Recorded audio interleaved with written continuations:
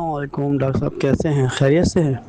Doctor صاحب، آپ نے جو آج میں نے 1 گھنٹے پہلے آپ کی ویڈیو دیکھی، اس میں ذکر کیا ہے مریم کا کہ ان کو جو ہے نا وہ ریسیو ہوئے، لیکن میرے پاس کسی اور عالم کے آرٹیکل ہے، اس میں انہوں نے کہا ہے کہ قرآن میں کسی کا نام ڈیفائن نہیں کیا گیا، جیسے مثال کے طور پہ کسی کا بھی نام نہیں لیا ہے۔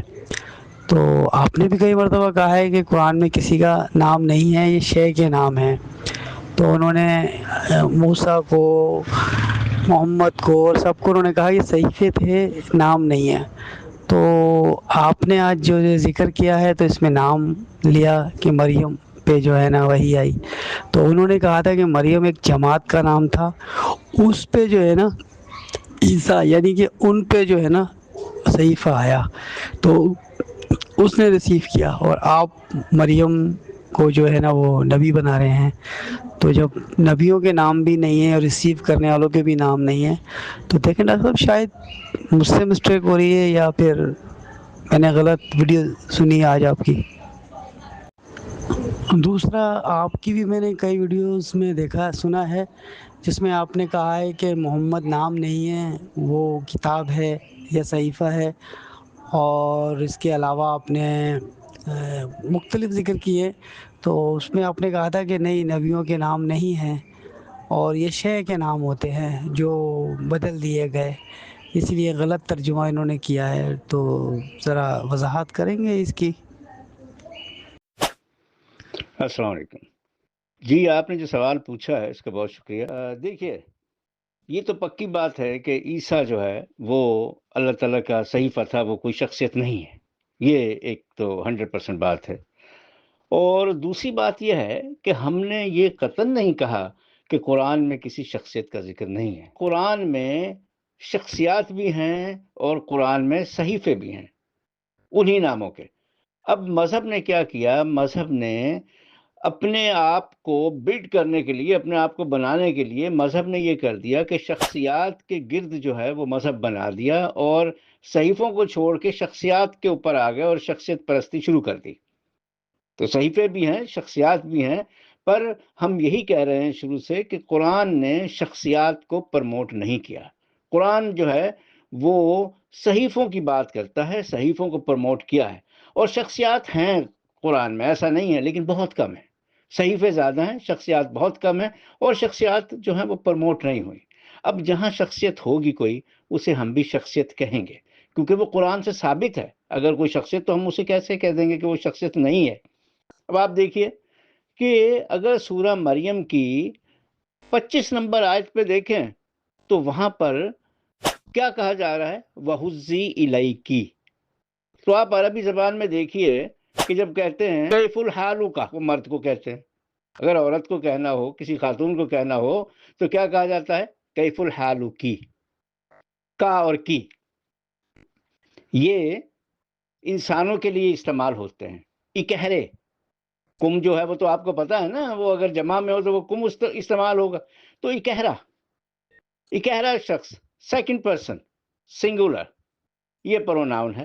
عورت جو ہے اس کے لیے کی ہوگا اور مرد کے لیے کا ہوگا۔ اب وَحُزِّی اِلَیْکِ، تو اس میں جب آ رہا ہے کہ تمہاری طرف یہ شیورنگ والی آئی، تو وہ تمہاری کون؟ وہ عورت ہے تمہاری، کی اِلَیْکِ۔ تو ہم قرآن کے ان الفاظ کو بدل کے کیسے کہہ دیں وہ کسی جماعت کی طرف آئی تھی، وہ وہی؟ یہ نہیں ہو سکتا۔ تو جن کا آپ حوالہ دے رہے ہیں، انہوں نے کہا کہ وہ جماعت تھی مریم، وہ ٹھیک ہے، انہوں نے کہا ہوگا، اپنے حساب سے کہا ہوگا، کیونکہ دیکھیے تراجم جو ہیں وہ قرآن کے وہ 2 طرح سے ہوتے ہیں۔ جو روایتی تراجم ہیں اس میں کیا ہوتا ہے کہ جو مذہبی تعلیمات ہیں، وہ والی مذہبی تعلیمات جو حدیثوں سے آ رہی ہیں، جو فقہ سے چلی آ رہی ہیں، وہ جو ادھر ادھر سے چلا آ رہا ہے کام، اس میں وہ سب کچھ ڈالا جاتا ہے۔ قرآن کا ترجمہ وہ نہیں ہوتا، وہ مذہبی ترجمہ ہے۔ اور دوسرا جو ہے وہ ترجمہ، اس کا نام ہوتا ہے مفہوم، جو قرآن اونلی لوگ اپنے آپ کو کہلاتے ہیں، جو قرآنسٹ کہلاتے ہیں، جو اہل قرآن ہیں، وہ مفہوم نکالتے ہیں، وہ ترجمہ نہیں کرتے۔ ان کا طریقہ کار جو ہے وہ کچھ اور ہے۔ وہ یہ ہے کہ جو ان کے دماغ میں جو تصور ہوتا ہے، جو خیال ان کے دماغ میں ہوتا ہے، وہ کیسے بھی آیا، تو وہ اپنے اس خیال کو کسی نہ کسی طریقے سے کیسے نہ کیسے کر کے وہ ثابت کرنا چاہتے ہیں، وہ مفہوم میں ثابت کرتے ہیں۔ قرآن کے الفاظ کو تو وہ بھی نہیں دیکھتے، قرآن کے الفاظ کو روایتی لوگ بھی نہیں دیکھتے۔ ہمارا کام ان دونوں سے الگ ہے۔ ہمارا کام یہ ہے، مقصد ہی ہمارا یہ ہے کہ قرآن جو کچھ کہہ رہا ہے اپنے الفاظ میں ہم اس کو منظر عام پر لائیں۔ اب قرآن جہاں کہہ رہا ہے بہزی الیکی، تو ہم کیسے کہہ دیں گے بھائی وہ جماعت تھی؟ وہ تو اکیلی عورت کی بات کر رہا ہے۔ اور اس کے بعد جو اگلی آیت ہے 26 نمبر سورہ مریم کی، تو اس میں وہ سارا سلسلہ چل رہا ہے، وہ اکیلی خاتون ہے۔ اب جہاں قرآن نے استعمال کیا وہاں کیا ہے، ایسا کچھ نہیں ہے۔ اور بہت کم پرموٹ کیا ہے شخصیات کو قرآن نے، یہ بات صحیح ہے۔ اس کا آپ یہ دیکھ لیجئے کہ مریم جو ہے وہ کتنی پرموٹ ہوئی ہے بھائی، یہ مسلمانوں میں کوئی زیادہ پرموٹ نہیں ہوئی، کوئی نبی مانتا ہے کوئی نہیں مانتا، اور وہ کہاں پرموشن اس کی ہے؟ کچھ نہیں ہے۔ اس کے برعکس جن کی پرموشن ہوئی ہے، وہ مذہب نے جن کو کیا ہے، وہ شخصیات ہی نہیں تھے پھر۔ تو یہ سارا کچھ ہے۔ تو ہم جو بات کر رہے ہیں وہ وہی ہے جو قرآن میں آ رہا ہے، قرآن کے اپنے الفاظ میں ہے۔ اور پھر کسی جماعت کا کہیں ذکر ہی نہیں ہے کہ مریم جماعت کا نام ہے۔ اور اس کے علاوہ یہ توہم پرستی میں آتی ہے بات، سپرسٹیشس بات ہے یہ ساری، کہ اگر ہم کہیں کہ جی جماعت پہ وحی آئی، جماعت پہ وحی آئی کہنے کا مطلب یہ ہے کہ وہی کاغذ کا ٹکڑا یا کسی چیز کی کوئی وہ اس کے اوپر لکھی ہوئی تھی، تو فرشتے لے کر آئے، انہوں نے جماعت کو پکڑا دیا۔ وہی ایسے تھوڑی آتی ہے، وہی کا باقاعدہ طریقہ بتایا گیا قرآن میں، وہ ٹرانس میں جا کے آتی ہے، وہ ایک ہی بندے کو آتی ہے وہی، وہ ایسا نہیں ہے کہ وہ پوری جماعت کو آ گئی۔ ہاں یہ ہو سکتا ہے کہ الگ الگ مختلف شخصیات کو سیم ٹائم یا الگ الگ اوقات پہ ایک ہی بات جو ہے وہ اس کا نزول ہو جائے، تاکہ یہ بیان جو ہے یہ کانسٹنٹ رہے، یہ ایک جیسا رہے۔ یہ بھی ہوتا ہے سائنس میں، بھی ہوتا ہے نا کہ ایک ہی چیز جو ہے ایک ہی سائنٹسٹ کو جو ہے وہ ریویل ہوئی اور دوسرے کو بھی ہو گئی، کسی اور کو بھی ہو گئی، اور کوئی کہیں بیٹھا ہے کوئی کہیں بیٹھا ہے، انہوں نے وہ بات ایک ہی جیسی کر دی، باقی سب کو نہیں ہوتا۔ تو یہ ہو سکتا ہے کہ وہی مختلف لوگوں کو ایک ہی وہی ریویل ہو گئی ہو، لیکن وہی تو ٹرانس میں آتی ہے، اس میں جماعت کا کوئی تعلق نہیں ہے، اکیلے شخص کو آتی ہے، وہ خود ہی وہی کو جو ہے وہ لکھتا ہے اور لوگوں تک پہنچاتا ہے۔ اس لیے اس کو نبی کہا گیا ہے، نبا یعنی انفارمیشن وہ دیتا ہے، انفارمیشن ریٹریو کرتا ہے، انفارمیشن لوگوں کو دیتا ہے۔